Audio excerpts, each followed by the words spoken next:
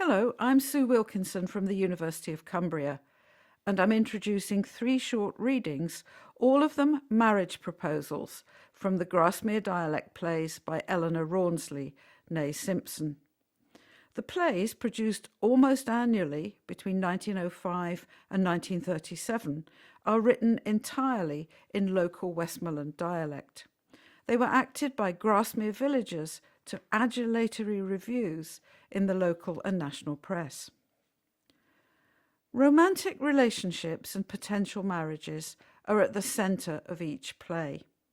The marriage plot is one of the oldest narrative structures in literary history, and Rawnsley uses it to very good effect. Marriages are delayed by romantic triangles, clumsy suitors, meddling relatives, and disparities of status. Obstacles are met and overcome. Romance triumphs in the end. There are 37 marriage proposals across Rawnsley's 9 plays. You're going to hear 3 of them from 3 different plays. First, an unequivocal acceptance, then a robust rejection, and finally a rather drawn-out negotiation of marriage as a pragmatic arrangement. These readings, as you'll hear, were given in front of a live audience at the University of Cumbria, Ambleside, on the 5th of November 2024.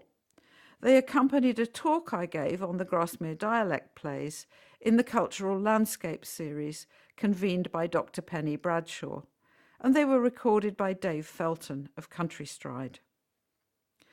The readers are members of the Lakeland Dialect Society. Jean Scott Smith, the Society's president, plays the female lead, and John Campbell, the male. A third party who speaks offstage in the first extract is played by Linda Scott. Here's the first proposal. It's from Lad's Love.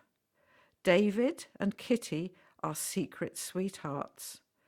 David's uncle, whose farm he's set to inherit, wants him to marry a neighbouring farmer's daughter in order to unite their 2 farms. But David has set his heart on Kitty.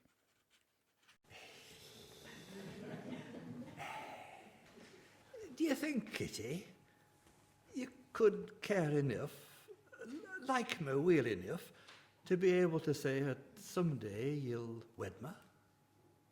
Hey, Dave, I reckon you partly know, but what'll your uncle say? I care naught about what he says, lass. If he's out again it, I'll go off to Australia. If you'll come to me there, Kitty. Kitty, I want to hear a minute. Quick. Tell me first, though. Kitty, come up. I was in a hurry. Has come in. What do you say, Kitty? Aye, David, I'll come with you wherever you go. Oh. Yeah.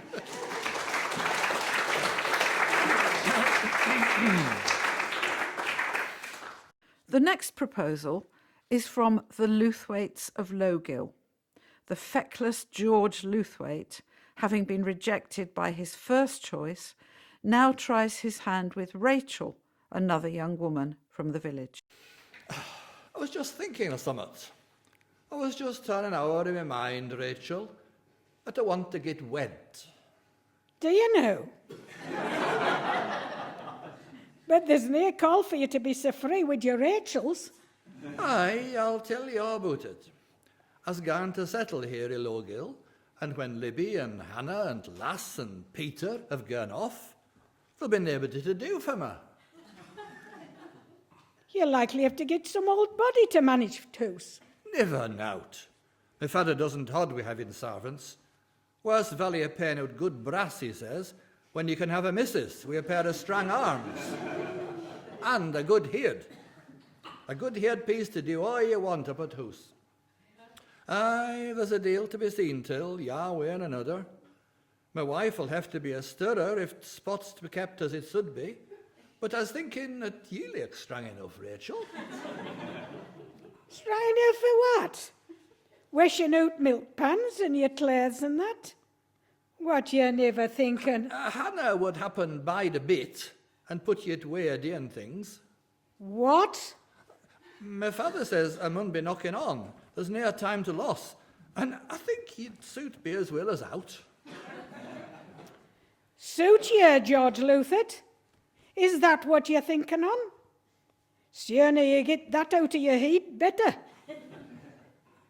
I'd have you know that whoever it might suit you, you won't suit me at all. And it takes two to make a bargain, so there. No, he hasn't finished yet. And that mess part at lasses thinks it nobbed right to say nay it first time, the next, but... First and last it'll be nay for me. What a card court of mine that we've ever spoken Tilmer for. Odd village knows that you were caught in Libby. I'll give you a bit of me mind now, no but there's some men coming that's fishing, and I's not wanting anybody to see me even talking till you. Why, if that's your way of thinking, I'll likely have to cast a boot for somebody else. Aye, and when Reet lass is kissing up, she's welcome to you.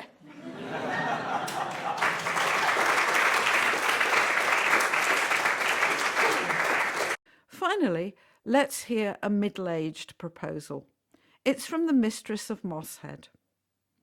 Farmer Joseph Mumberson of Fell End unexpectedly proposes to Matilda Knott, the eponymous mistress of Mosshead, who lives with her brother, Michael. Once she's overcome her initial shock, Matilda is brought to see the pragmatic benefits of marrying Joseph. You were saying? I was saying that I mun have a missus up to a spot. Aye, it's likely you'll be feeling he want to somebody with a bit of a heat piece in house. Aye, and laking all around, I don't know but what you'd suit me as well as anybody. What? Now then, what do you say about it, eh? Eh, Mr. Mumberson, you're a bit sudden like. And I'm sure it's very kind, but I was not thinking of changing my state. And I doubt me brother Michael could do without me. Thanking you ought to see him. Why, no, this isn't an offer to turn your nose up at, or to put by afore you've had time to wink. It'll bide a bit of thinking out, will this? To start with, this here farm belongs Michael, don't it? Aye, to be sure it belongs Michael, and his father and grandfather afore him. Aye, and if Michael was to bring him a missus of his own one of these fine days, Miss Knott, and this here farm belongs Michael, what would you be thinking of doing? Nay, there's no fear of that. It's not Jan of that Mac, isn't Michael. I've brought him up that way for a start. He never so much as lakes at a lass, near more than if she was a cabbage. He mayn't be laking at a lass, but nature's nature. You never can tell but what a lass, or a widow woman, or somebody is not laking at him. Aye, and I'll cop him one of these fine days, whether or no. Aye, he'll want a missus of his own, will Michael, and mark my words, Miss Knott, his missus will like be your missus and all. Nay, but I don't think... Spot and all that's in it belongs Michael, you know. Aye, that's true enough. Without it a few bits of furniture, me mother willed me. Well then, Miss Knott, what I say is, why not skift to a spot of your own that you'll not be turned out on, and why you'll be missus be reets. And see here now, if I don't last you out, I'll see it you's left comfortable. You may depend on it. But what? It's terrible sudden like, Mr. Mumberson. You'd best say Joseph or Joe. Why then, it's terrible sudden like, Joseph, but... Aye. Aye. I don't know, but I might take you at your word. But I'll think about it. I mun see what can be done for Michael. Any road, I'd like to see Michael settled before I leave. I's not wanting him to be in our bigger hurry. Well, but see here now, I'll tell you plain. He mightn't want to hurry, but I do. I can't go on as I is, and if you won't make up your mind to wed you a month's time, well, I'll likely have to look farther for a missus.